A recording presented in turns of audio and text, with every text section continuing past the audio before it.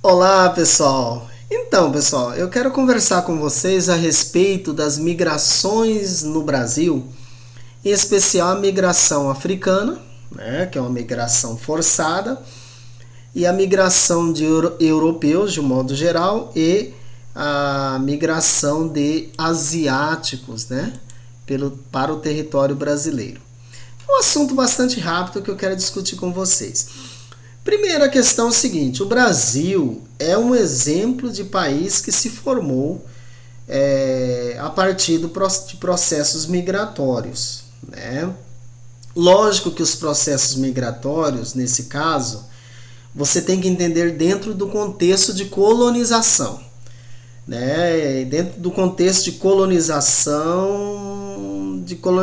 exploração por parte dos europeus, em especial dos portugueses. Portanto, vai ser um processo que vai exterminar e massacrar efetivamente os nativos, né? Que em outro momento a gente pode discutir esse assunto.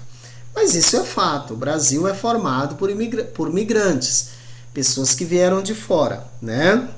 Então eu posso dizer para você que efetivamente o início da migração do Brasil ele pode ser considerado o ano de 1530, né?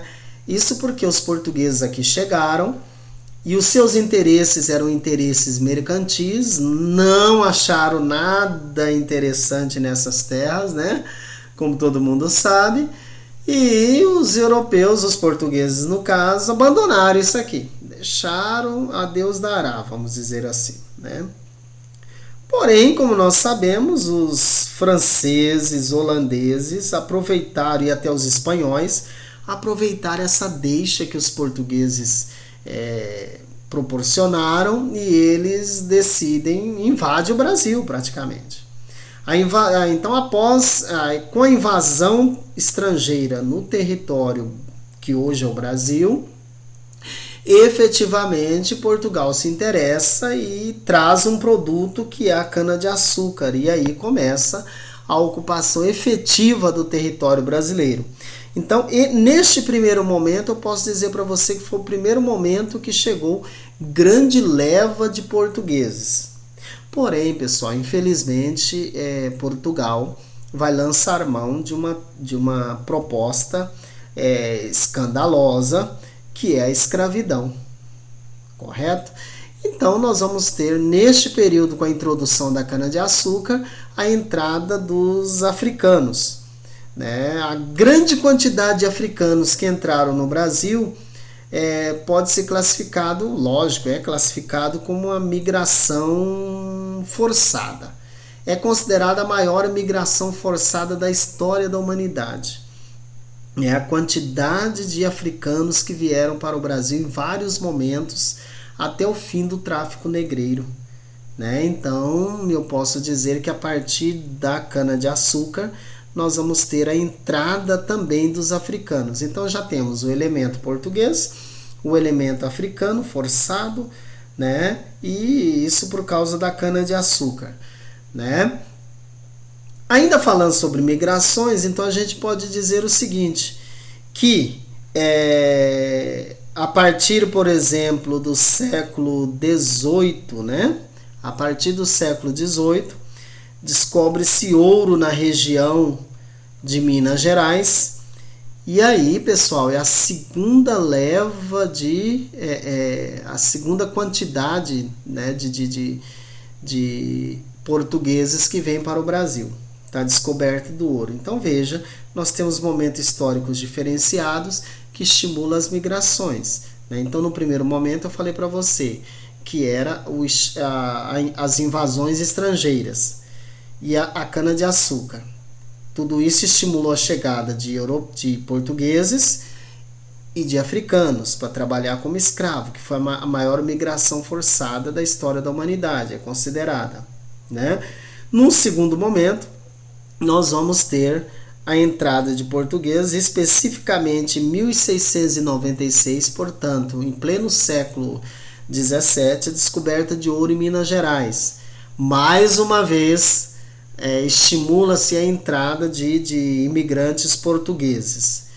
Outro ano importante para a nossa história é o ano de 1808, quando a família real portuguesa vem para o Brasil. Então, mais uma leva de portugueses chegam no território brasileiro. Tá? Portanto, o Brasil, a partir de 1808, passa a ser a sede do Império. E aí há um fluxo intenso de portugueses neste período também. Tá certo? Bem, vai ter um fato importante que é o fim do tráfico negreiro. E o fim do tráfico negreiro automaticamente impede a entrada de imigrantes, de escravos africanos no território brasileiro, que é uma migração forçada para o assunto que eu estou discutindo com vocês, que é migração. Então, a partir de agora, é uma nova fase, né? Agora nós vamos ter imigrantes sendo pessoas de origem europeia e asiática, com predominância do elemento europeu, né? Muito bem. Então, essa predominância do elemento europeu, a gente pode dizer que a partir de 1850, basicamente, né, nós começamos a receber imigrantes europeus, em especial dois grupos, né, de duas nacionalidades, italianos e alemães. Né? Isso por quê, italianos e alemães? Porque a Itália e a Alemanha, nesse período, estavam passando por um processo de unificação. Então havia uma série de conflitos, guerras, né, tanto na Itália quanto na Alemanha, e que não dava perspectiva para essa população. Então pensavam, né, vamos buscar uma vida melhor no Brasil. O Brasil se despontava como sendo uma possibilidade promissora, tá, para esses imigrantes, em especial os italianos e os alemães. Tá? Outra questão interessante é que neste período o Brasil também estava precisando de mão de obra. Né? No caso, mão de obra assalariada, não mão de obra escrava, porque o Brasil já estaria começando o processo, diminuindo a quantidade de escravos por causa do fim do tráfico negreiro, né? E já estavam os movimentos abolicionistas acontecendo no nosso país. Então, automaticamente, nós vamos ter a proposta, né, de que esses trabalhadores que vinham do exterior, em especial italianos e alemães, fossem arregimentados como trabalhadores assalariados, principalmente nas lavouras de café da região sudeste. Tá certo? Muito bem. O outro fato importante para a escolha dos europeus era justamente a região sul do Brasil. Nessa época havia um forte medo da coroa portuguesa, do Império Brasileiro, do governo imperial, de que o Brasil poderia perder a porção sul para os países da América Espanhola.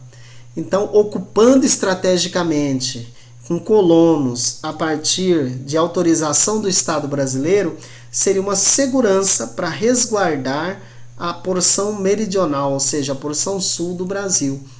Então isso vai ser interessante. Então italianos e alemães e outros grupos europeus vão ser deslocados também para essa região, também com esse objetivo. Então nós temos o primeiro objetivo, suprir a mão de obra nas lavouras de café do Sudeste. Segundo objetivo, povoar o sul do Brasil para evitar a perda. Havia uma sensação, né? Havia uma possibilidade de o Brasil perder o sul, né, onde hoje é o sul do Brasil, para as colônias espanholas, para a Espanha, efetivamente. Né? Por outro lado, gente, justamente nesse período, nós vamos ter esses trabalhadores vindo como assalariados, tanto italianos como alemães e outros grupos de europeus, mas em especial esses dois. Tá? Nessa mesma época, ou seja, no século XIX, a Europa vai desenvolver uma teoria que vai ser conhecida como eugenia. A eugenia era uma teoria que dizia o seguinte, que os homens brancos europeus eram superiores e que eles tinham a sagrada missão de levar os outros povos inferiores ao progresso e à civilidade. Então, nesse caso, o Brasil inteiro era inferior, porque o Brasil era formado majoritariamente por negros e mestiços. Então, havia essa ideia de que existia uma missão entre os europeus, uma missão divina, uma vocação, alguma coisa assim transcendente, que dizia que o homem branco europeu deveria trazer o progresso e a civilidade para esse povo atrasado, que no caso era o Brasil, simplesmente por ser um país formado por mestiços e negros, né? População negra, descendente, ou aliás, escravas, né? Ainda não tínhamos a libertação oficial dos escravos, né? Outros grupos de imigrantes vieram para o Brasil nesse período, que vai, né, imigrantes europeus. Então a gente tem, além de italianos e alemães, nós vamos ter ucranianos, né, poloneses, húngaros, suíços, russos e espanhóis. Esses serão os principais grupos, né? E eles vão ocupar o sul do Brasil também, inclusive com grande estímulo do governo dos países. Por exemplo, o governo italiano foi um dos que deu a maior força para que imigrantes viessem para o Brasil, tá certo? Agora vamos falar sobre os asiáticos. Bem, o grupo mais numeroso de asiáticos que entraram no território brasileiro, portanto, no século XIX, será justamente os japoneses, né? Aliás, não sei se vocês sabem, atualmente o Brasil possui a maior população de japoneses e descendentes de japoneses fora do Japão. Então, o Brasil é um dos países que mais recepcionou japoneses desde o século XIX até agora, no século XXI. O que estava acontecendo no Japão? Bem, século XIX no Japão era um período também de incertezas. Era um período em que o Japão estava na encruzilhada da modernização, né? Mas ao mesmo tempo com um pé nas questões agrárias, né? Nas chamadas shogunatos. Então nós vamos ter, na época, o imperador Meiji modernizando o Japão. Isso vai mexer inicialmente com a estrutura da sociedade japonesa, gerando desemprego, instabilidade e assim por diante. E aí nós tivemos grande entrada de japoneses a partir do século XX, né? A partir do século XX. E aí esses japoneses, hoje em dia, é um dos grupos mais importantes de imigrantes asiáticos que veio para o Brasil.